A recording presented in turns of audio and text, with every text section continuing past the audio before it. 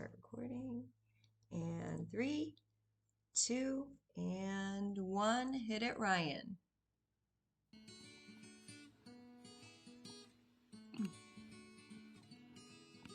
It's time for bed, oh, it's time for you. Mom and Dad says what you gotta do. We don't care if you ain't tired.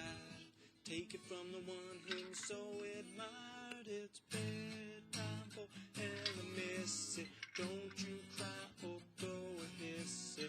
No more games and no running around, 'cause we don't wanna hear another sound. Just take your bell and get tucked in, and don't make us swear again and again and again. Always the best way to start off the podcast is listening to Ryan remind me of the days of Ella not sleeping. Oh, I remember those days. Oh, so I have a funny story to share, fairy godmother. Do tell, do tell. Happy Mother's Day, by the way. Yes, happy Mother's Day to you. In fact, the Ella Bean is down here sleeping on the couch, so God knows when she might join us today. Yay. So yesterday I was downstairs doing something and I hear the sound of like furniture being moved upstairs. And I'm not thinking too much of it, but then I thought I probably should think too much of it. So I ran upstairs. I love that you're like hearing a couch moved and you're like, Yeah, can't be that much. right. It can't be that big of a deal. So I run upstairs. And again, remember, we've got all these cameras in the house, but for some reason, so like the way the cameras are, it's at one end of the hallway and the other end of the hallway. So you can capture small pieces of the hallway, but not the whole thing, obviously. So that was probably one dark space or blind spot, if you will. And I get up there to see that she has moved the chair that was in her little homeschooling area to Chase's door. And she had done that because she was trying to find a key. I think in earlier episodes, I've shared that we lock my master bedroom door and the boys' bedroom doors because when she gets in there, she just does horrible things. And of course, that is what happens. So she moves the chair, she finds a key, she's unlocked Chase's room. My suspicions are her goals were to get into his candy because both boys hide candy in their rooms.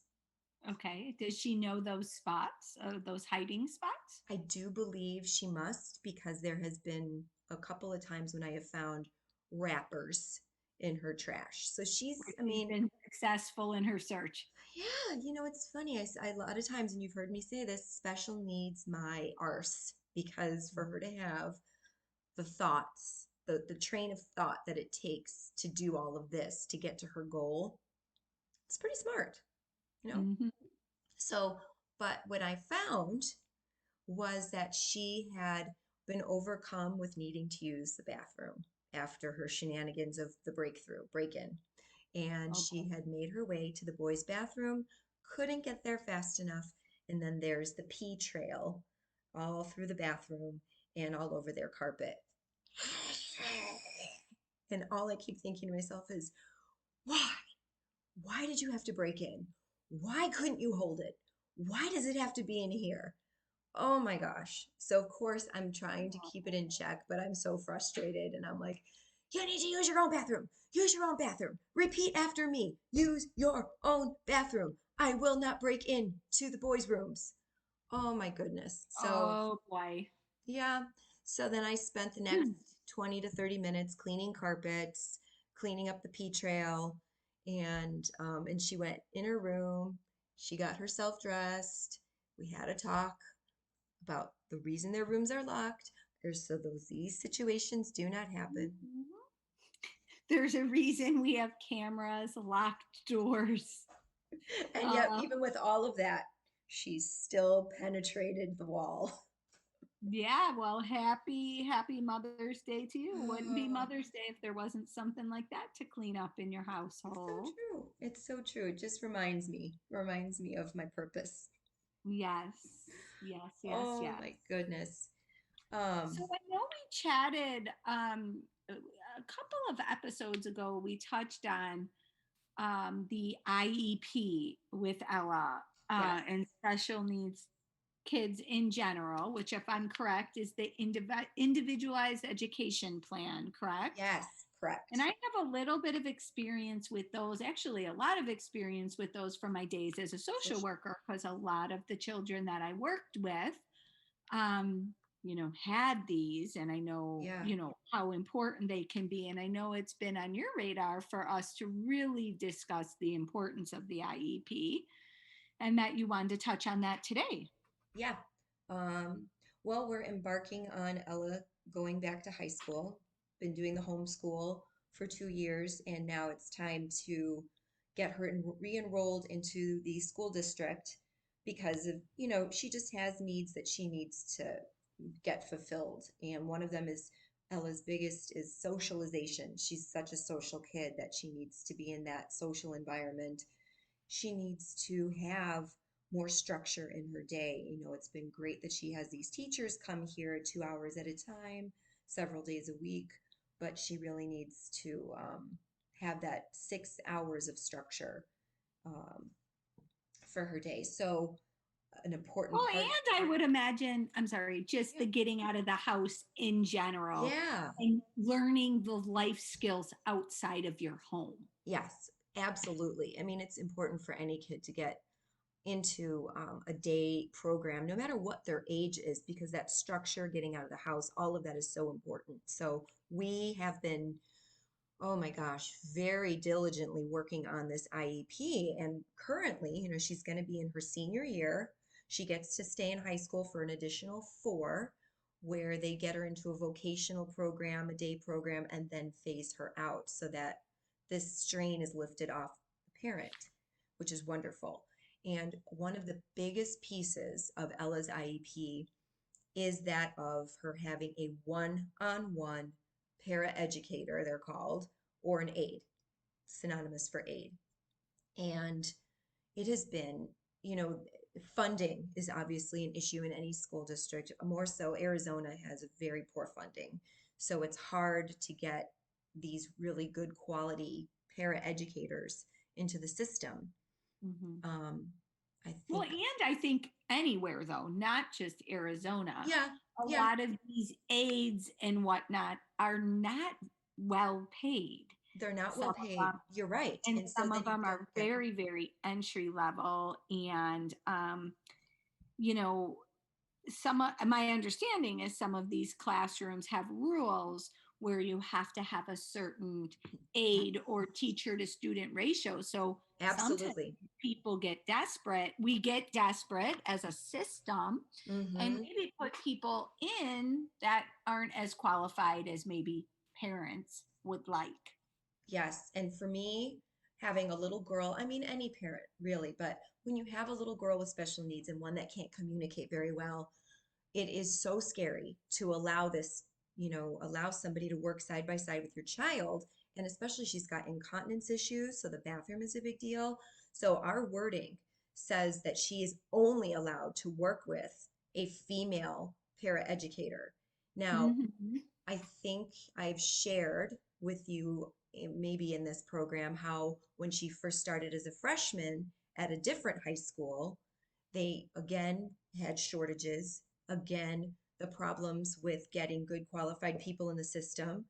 But there were a couple of times when I would show up to bring her into high school and I was greeted by a man who was supposed to be her aide for the day because her aide had stepped out or wasn't available. And I was like, nope, not leaving her here today. We're turned around and we went back home because there was no way I was going to allow her to work with a male aide. Um, Mhm. sadly, sadly, I think I shared this with you also. In December, this last December, that high school that Ella was at, they had a sexual abuse charge against Oh, no. a paraeducator who was at her high school. Now, I never saw him. I don't believe he was there when Ella was there, but his name was Nicholas Claus. How Okay. so that right there would you would think would be a red flag for maybe a little bit more of background check. But Mhm. he went by Nick Claus, and he sexually abused a couple of the girls in her class. And it is my worst, it is any parent's, it's a nightmare. It's a total worst nightmare.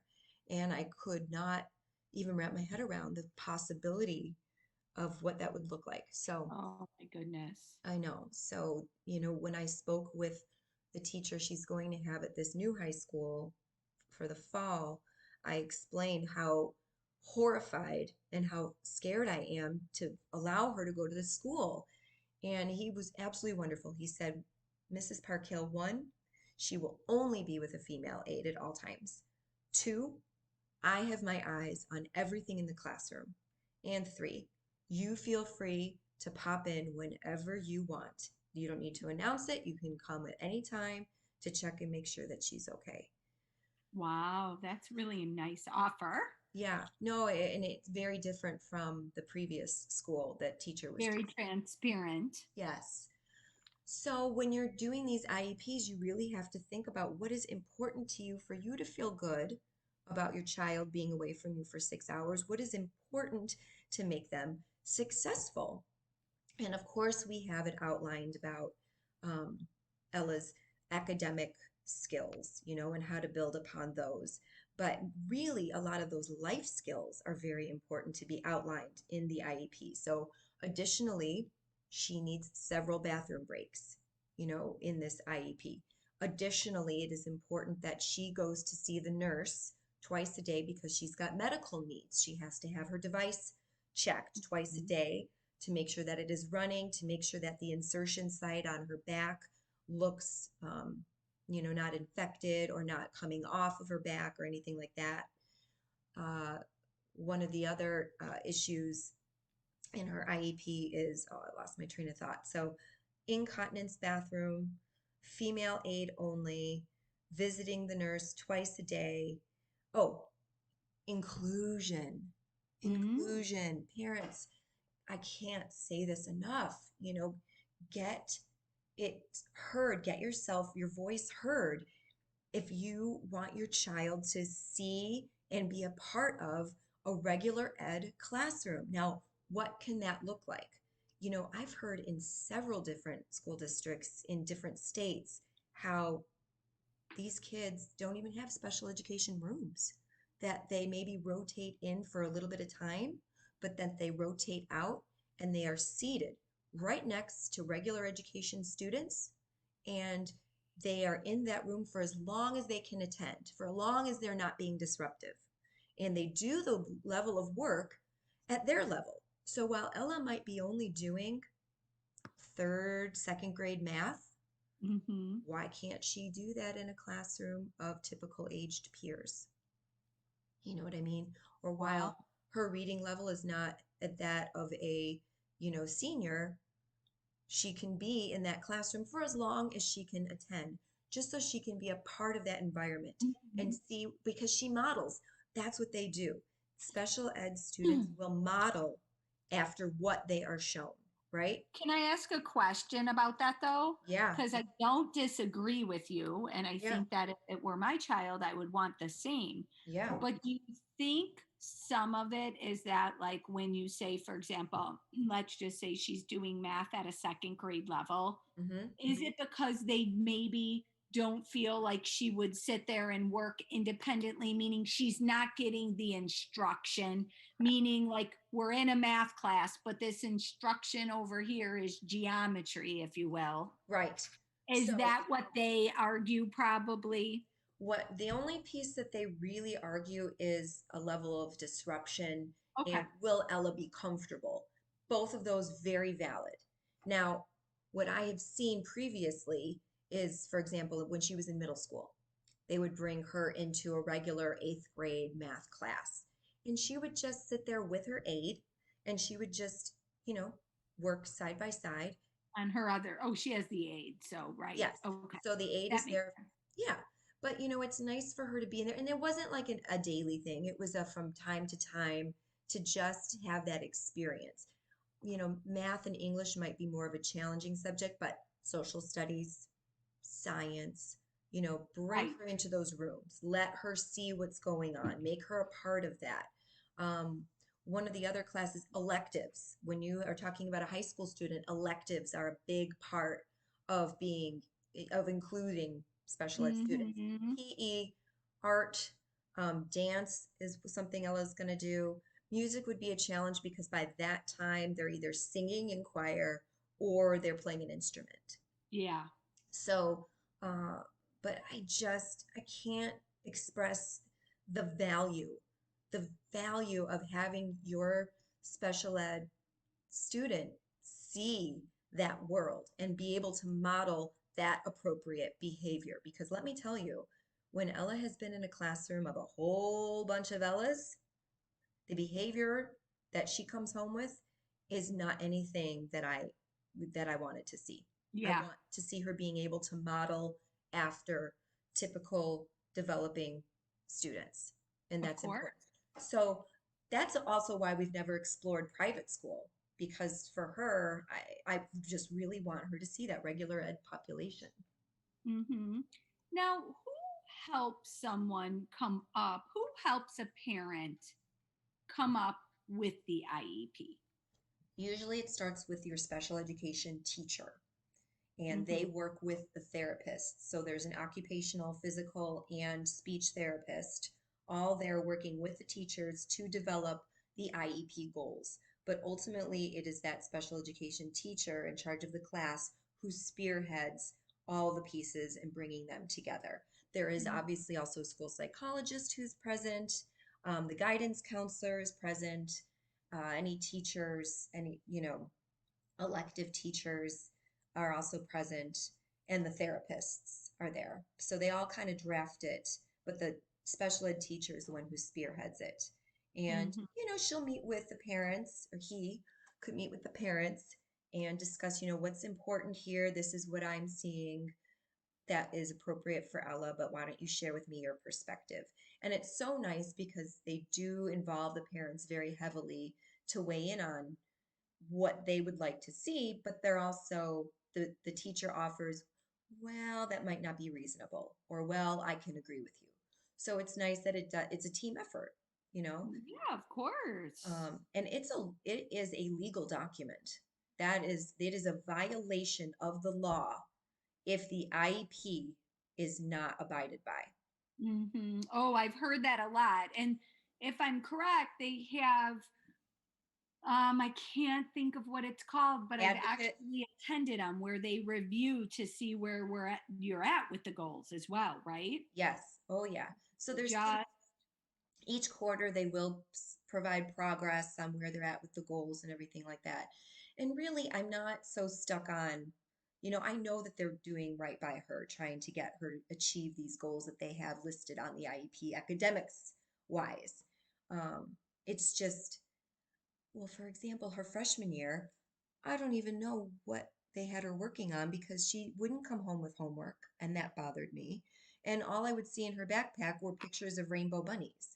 So I'm like, everywhere I look, rainbow there's bunnies, rainbow eight of them in bunnies. my There's house, rainbow all bunnies. over. Yeah. So I'm like, well, this is great and adorable. And I'm glad that the para educator is a great artiste. But where's her homework to work on? What is she doing in class? Mm-hmm. So it is important to keep the lines of communication open with the teachers and making sure that, they're doing right by your kid. You actually led me to just another question that's been looming in my head, and I was going to ask you.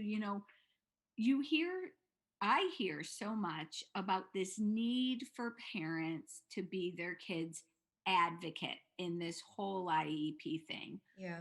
and just in general, but I'm referring to the IEP progress process. And I hear a lot of, people say you need to be your child's advocate, you need to stay on them, you need to. Why?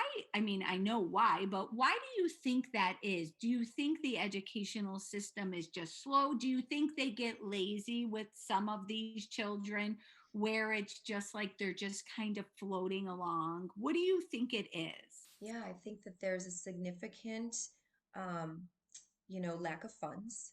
So you mentioned the student to teacher ratio, and a lot of times that ratio is spread kind of thin. So we're talking maybe 10 students to one teacher. And what does that mean for the number of paraeducators? Mhm. And are those paraeducators showing up for work? And if they can't find a substitute aide, who then there's a gap and there's a void in the classroom. So then it's chaotic because you don't have Mhm. enough people in there helping these students. And yes, consequently, they can fall through the cracks if parents aren't checking in, aren't following up. I mean, I can't imagine a lot of parents who work a 9 to 5 job or 8 to 7 job, for heaven's sake, and they can't check to see if their student is getting homework and they don't know what the heck is going on in the classroom. I mean, it drove me literally bonkers that she wasn't getting work sent home. So I don't know what the heck they're doing in there, but I'm the only one who's freaking out about it because a lot of other moms and dads are at work all day. And I'm fortunately, I have this ability to have flexibility in my schedule so I can follow up and see what the heck is going on. But you're right, 100%. A lot of kids just float through that darn system and they don't do the things, the due diligence that they need to do because no one's checking in on them. And it's Mhm. unfortunate, but that does happen a lot. And it Oh, it's breaks so sad. it is. It breaks my heart. I mean, I know Ella's not going to be a rocket scientist, but if she can be comfortable enough to take on some sort of a job where she can have her day fulfilled and feel strong and confident and happy, that's all you can really ask for. If they put her into a situation where maybe she's working at a senior care center or something, or she could work at a hair salon or be the Walmart greeter or, something of that nature. I mean, who knows, Who knows? Right. Yeah. but I would love her to have this sense of purpose and responsibility. And oh, it's so much to Little think by about. little by little, day by day. Day by day, little by little, I know, but it is a lot.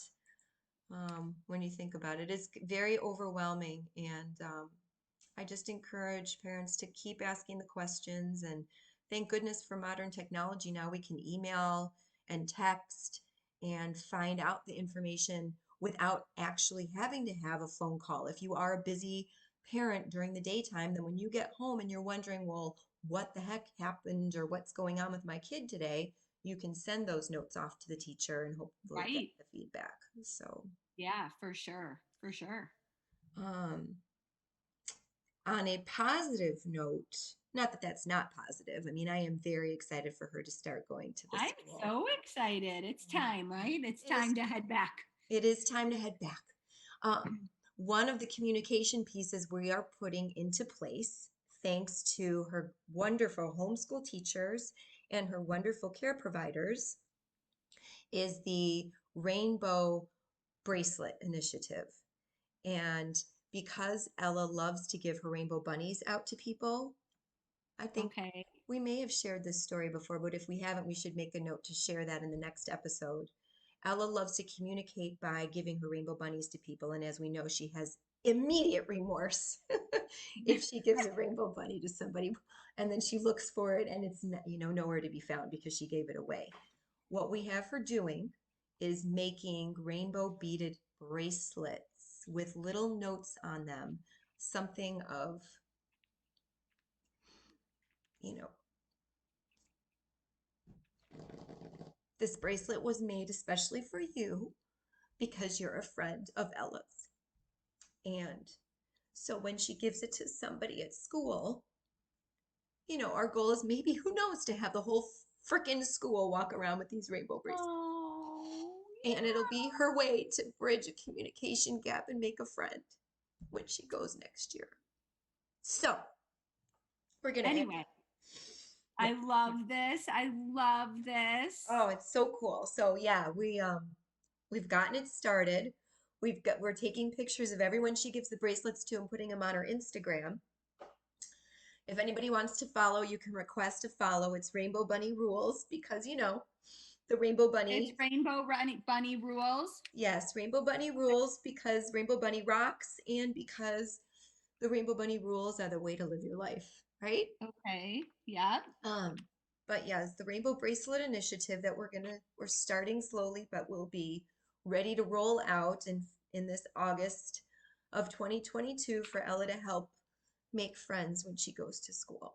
So, Oh, I love that. Well, I hope Chi-Town can represent and get ourselves a little bit a bracelet soon, a couple bracelets this way that's right. would be incredible. The only stipulation is that when you get your bracelet, you have to send a photo of the group with the bracelet so we can post them on our Instagram. I mean, I am thinking, well, we can talk offline, but I have another idea. Ooh, So, okay.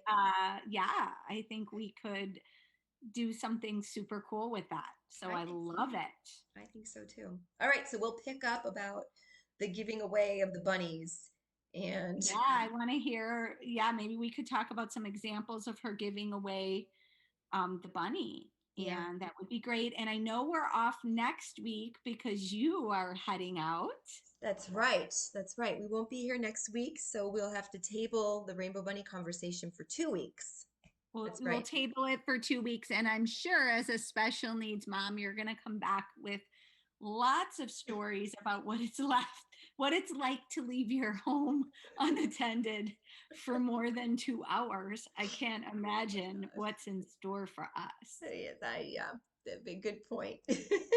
All right, we're gonna sign off with All right. Find something to be grateful for every single day. every day. You're right, every day. Grateful heart is a magnet for miracles. And on that note, we are going to have Ryan close us out. Hit it, Ryan. Last time this happened, Mom and Dad almost died. Won't happen again, 'cause next time you'll be outside. Where it may be chilly, it may be cold. It's so much better than you being sold. It's bedtime for Ella and Carter and Chase and Murph. None of you cry or blow a hiss. No more games, no running.